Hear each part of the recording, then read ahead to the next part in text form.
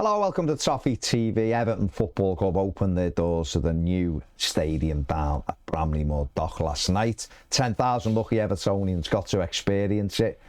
Peter McPartland was one of them. Hello.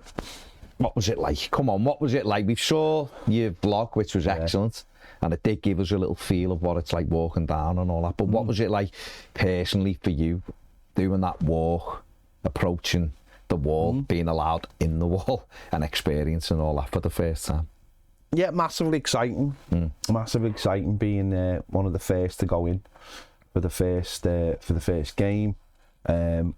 Obviously, not a little amount of people either. 10,000 people is a lot of people. Like, so just to be there was really exciting, and obviously getting a taste of what the new match day experience is going to be like from next season, obviously, and getting maybe trying to find new habits and new ways to go, and obviously and transport's obviously going to be a big thing. I'm sure we'll come on to that in a bit, but yeah, just walking down and seeing the ground, it being completely different, and the closer it got to the ground and the wall, and yeah, just really exciting.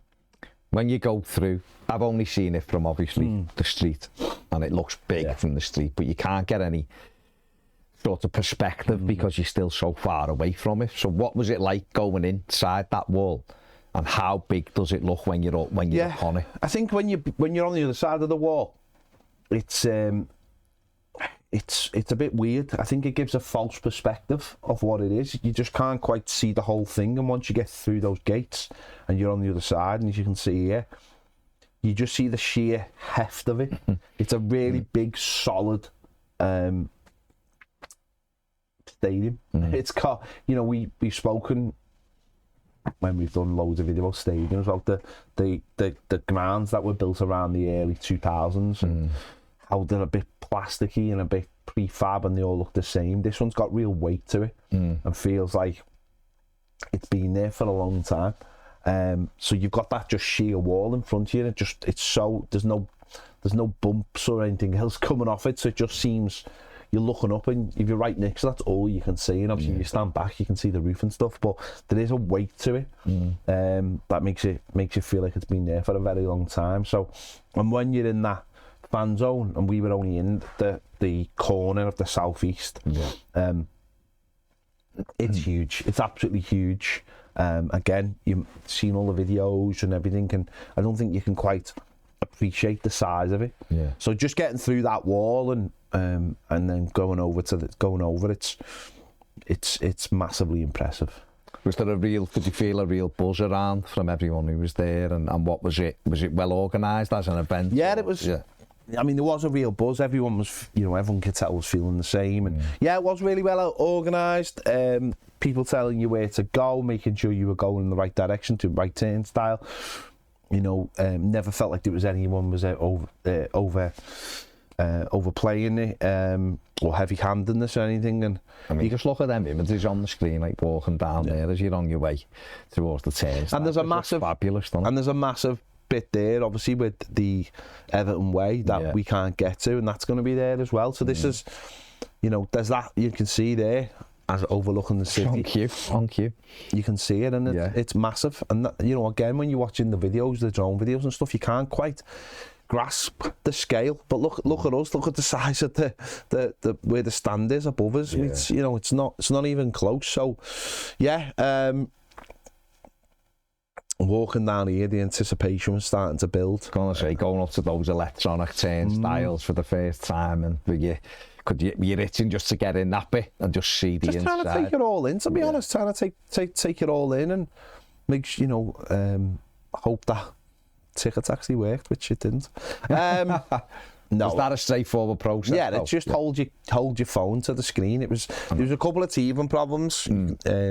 There will be one. Like my nephew, you can on this one. My nephew's there. He's about to go through, but it clicks twice, so he almost loses. See, he loses his turn, and the guy has to push him through a gate. And then when mine went on, I think the screen's supposed to go green, and that's when you hold it. And it didn't come back to it didn't sort of come back to where it was supposed to be. Yeah. See, it's gone on green. It didn't come back to the screen it was supposed to go on for me. So I'm just standing like an idiot.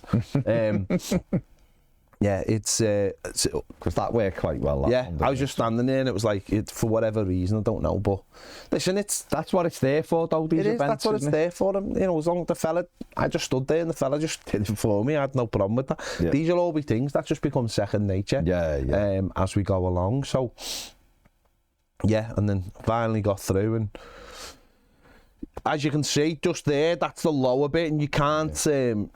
That's the fence there so that's the lower, and obviously we're going to the upper. So these escalators obviously taking us upstairs, the blue lights into the upper part, and yeah, couple of flights of them, and again, you don't know. We didn't know what we were going to see at that point. You don't know what's going to be there in front of you waiting. It's that anticipation that everyone's going to get a chance to feel when they go there.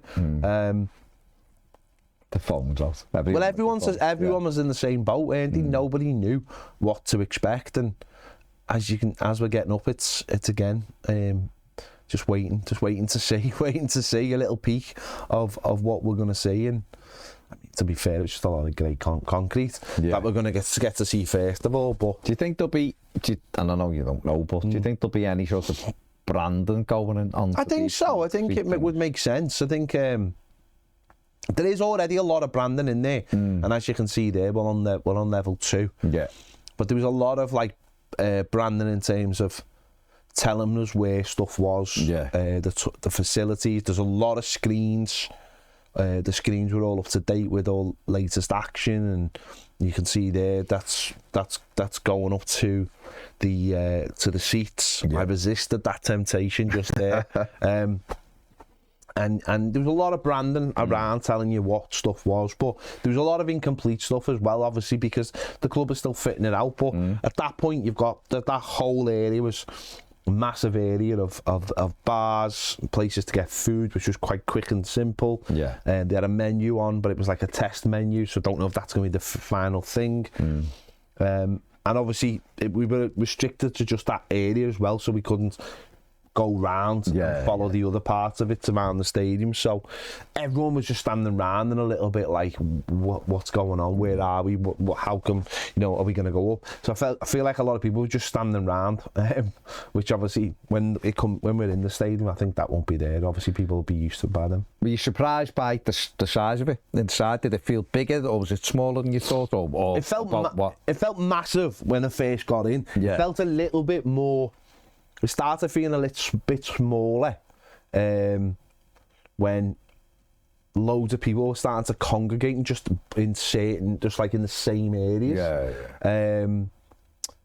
But you can see on all the bars and food places there on the right hand side there, toilets on the left hand side, in the same sort of areas where you would go up, and everything's well marked out, everything's well spaced, and I think it was just more of a case of, it was cold night. Yeah. It wasn't necessarily a case of people wanted to sit out, because there was there's very little to sort of see at the moment, other than just the spectacle of the seats. And you can see there, just bars for days, food outlets for days, places, to stand. There was over by the window as well, which you could. There was a little area on, and I think just once people get more comfortable with it, they're not just going to be standing around. But then again, maybe they will, because you go to the under the Gladys Street now, and there's people are just stood around, aren't they? There's, what else are you going to do before the game? So what's this bit like? Then we're going. You get to go up 209. You're walking up the stairs here. Surely the anticipation. Yeah, no idea. Obviously, no idea of what I was about to see. Clearly, this was the first. Literally, this is the first time I get to see it, and there it is.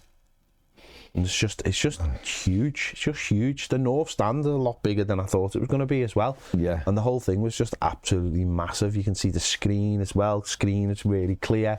Tannoy was really, really loud and clear. My section over there, and that bit there below, that's the south lower there, and it just, it's so steep that it doesn't like go out in front here. It's just, it drops. Just drops down. It just drops down. So it's, and I think that's the same for a lot of the stadium. It just drops down rather than being something that you can see go away from you. Well, this is what... And you look up, you can see how steep it is there. Yeah. I mean, going up, I mean, people are going to have to be very, very, very careful, by the way. Ah, do you? Because it is very, very steep. And I can imagine in the early days of going there, that will lead to a lot of people taking their time. So getting out for half time, getting out at the end of the game, people have got to take the time. So that's one thing I would say if you're going to a test event or anything, is take your time, because and if there are people in front of you taking their time, allow them to, because it is really, really steep. Yeah. If you fall or misplace your footing on there, you could have a serious tumble. So just be wary of that when you go to the game. Obviously, this is Everton have designed it this way. This is what we wanted. This is what everyone was talking about with Goodison. Because we've seen a lot of teams, haven't we? A lot of clubs move stadiums, and it's a soulless bowl, and you can't recreate what you've got. And obviously, Goodison's key to us being on top of it, and that's what Dan Meese tries to design a pitch. Yeah. The fans being so close. I've seen a few comments on your video from other fans saying it's amazing. Look how close the pitch is to the stand, and you don't get that in normally a running track or some other stuff. Yeah. And that's one of the key components of it. Did the pitch feel close when you look at it? It's hard, isn't it? Because when it's empty, everything else feels like there's no perspective, is there? It looked closer than I thought it would. It was close. It was, but the pitch feels massive. The young lads playing last night looked a little bit lost on it. Like, it really did seem like when you see young kids playing on 11-a-side pitch. It felt really big, but yeah, it's hard to, because you're not seeing the people around you as such, as a whole entity.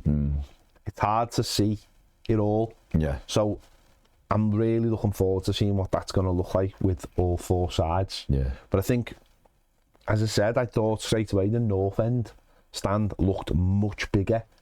And that window is, I know a lot of people are not happy with the design of it, but I think that window is almost like it creates a, I don't know how to describe it. It creates, you don't even know it's there. It's almost you can't. You're just looking at it. It just looks big. But it's obviously not as big as the south stand, but it looks a lot higher and a lot more intimidating than it does on some of the videos and stuff. So when that's full, I'll be really interested to see how that looks when that's full as well. With the window behind it, but. Yeah, it's superb. So overall, the overall impression, and obviously the first test event, there's another one planned for late March, early April, I think, and then there's the final one, which I imagine will be the summer, which is at full capacity, and excited and enthused. And overall, was it a good event put on by Everton? Yeah, I mean, I can't really say too many negatives, because it is a test event. Yeah. They run out of coffee and things like that. You know what I mean? It's like, I don't know. I don't. Things like that, what can you do? Do you know what I mean? But they're all the markers for them going forward, aren't they? Yeah, because it's a one-day event, so if you bring in loads of gear, loads of stuff, then what you do with all that stuff? It's better to have maybe run out of something and then just say to people, we've only got tea or something. Yeah. I mean, there was a lad literally with a milk thing, pouring milk into your drinks. It's as I said, I thought it was a really well run thing. People were getting off at different times because excuse me, it was really cold, and you're watching sort of, it wasn't even a competitive game, it was friendly at the end of the day, and it's a load of kids. And I'm not saying the novelty wore off, but if you're sitting there and you've seen everything you want to see, then people will start sifting away, and people were obviously a little bit worried, I think, about the travel as well, as the night drew on, and as it got, it went dark and stuff. People probably starting to get worried about getting that train home or whatever it was, especially if you've got kids. Yeah. The fella next to me, him and his lad sound like Geordies, so I don't know how far they have to travel. Sure they weren't Geordies. So they would have had to travel far, and loads of people would have been in the same boat, because obviously it's anyone with a season ticket could apply for it. So from that point of view, I thought it was well run. I thought that the staff were really welcoming. Security staff were really welcoming. The people in the bars were really welcoming. So yeah, from that point of view, it wasn't like, it was treated like a proper event, obviously, and everyone felt like it was a proper event. We did get to see an Everton goal. Yeah. So, and you did film it. I did. So here it is, the first ever goal scored by an Everton player at Everton New Stadium. I won't count it as proper till the first time played. No. There you go. Good penalty. Give us all something to shout at. Ray Robert there, come on, done well. Won the penalty himself and stood up and scored it to reduce the score to 2-1, and Everton almost equalised immediately after it. But you see there, see the way, see that stand, it looks so much bigger, and the way the window is, because it's so flat, it sort of gives a false impression. Right, okay. I think, the way it looks, so... I think when you're seeing the drone flying around and it's empty and he was still working on stuff, you're like, I'm not sure with the way it drops down and why isn't it bigger? And then you'd understand that it can't overlap someone else's property, which is what it is, but... You're right, once the people are in and we get a proper perspective and you see the fans going all the way back, and then again, it'll probably look even bigger than it was. Just briefly then, the travel, because obviously that's been a big thing for a lot of people. It's caused a lot of debate. People know that it's being assessed now by Liverpool City Council as well, like how it went last night, and that was only a portion of it. But, I mean, what are your thoughts regarding the travel? We walked in from the city centre, and it took us about half an hour to walk down and stuff. Are you walking like an athlete? No, just walking normal. You know, conversational pace. There's buses running from town. There's trains obviously going to Sandhills. So you can get there that way. I thought walking down there was no issue at all. It got blocked off by the entrance of where you turn left to go the Isle of Man. Ferry, so just past Costco. Nice. Not sure how far it went the other way. I don't think that's a massive. Walk for people who if they're getting dropped off and stuff. You could get dropped off in Costco car park, couldn't you? I imagine that wouldn't be a massive walk if you like. No, if you're all right, as long as you can walk. But I understand not everyone can walk that. So obviously, I didn't go to Sandhills. My mate did. He went to Sandhills there and back, and on the way back he said that he didn't have a problem. He missed the train by 5 minutes. They were every half an hour. I think that's a disgrace. He missed it and he got on the next one. He had no problems. He was going towards Hunts Cross, no problem. But obviously I don't know what the other people would have been. But I think he's on his own. You're on a platform. If you're on a platform, it's a busy platform, and I don't think there was no fan zone in place. So in terms of like the area itself, the parking restrictions need to be looked at again. The council and the mayor have got this one completely wrong, and the station, the station is it's just not fit for purpose. It never was. And it never will be. And it's one big island, and there's nothing safe about it at all. And they've known about this for 4 years, and it needs to be sorted. And the fact that they haven't sorted it, and they're saying, well, instead of sorting it, we're going to have a system of getting up to the platform, so we're going to stop it. Now, I get that, and you know what? That might work. I get it. It might work. They do it for the races, for Aintree and stuff, apparently. But Aintree is like slightly different, and I've got experience of this. You are our station. Yeah, I did work on the railways for 6 years in stations and on doing this kind of thing. It might work. It might be a little bit uncomfortable in terms of you're going to have to queue up, and you might have to be open to the elements, but they've got to keep that platform safe. Now, last night was a test event, and I don't understand why they haven't implemented use that as a test, as in more trains, longer trains, and having this zone, even if it was just the gates, the queuing system. But for me, number one, they have to come up with a better way for cars to drop people off closer who need to, the elderly and people with disabilities. My sister can't walk massive ways with her situation, so she has to feel like she can be dropped off somewhere safe enough that she can walk. She walks on a cane. And elderly people will be the same. You can't expect them to walk that far, and if it's cold, which it was last night, ridiculously cold, you can't expect that. But honestly, the city council needs to sort this the travel, because let's not forget in 3 years we've got the Euros, and we're gonna have hopefully big concerts, and that's when people will be listened to. They don't listen to us, we're just football fans. But when they start listening to concert goers coming from outside the city, who that might be the lasting impression of the city, is how chaotic the transport is.